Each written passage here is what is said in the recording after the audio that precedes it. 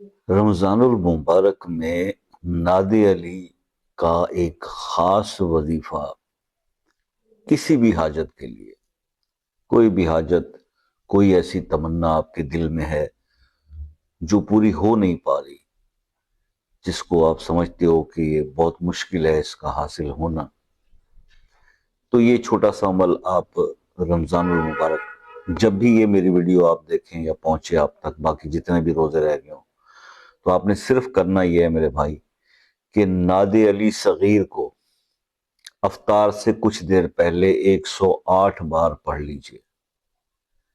اور جتنے باقی یعنی کہ روزے ملے آپ کو یہ پڑھتے رہیے اور اپنی حاجت کے لیے دعا کرتے رہیے۔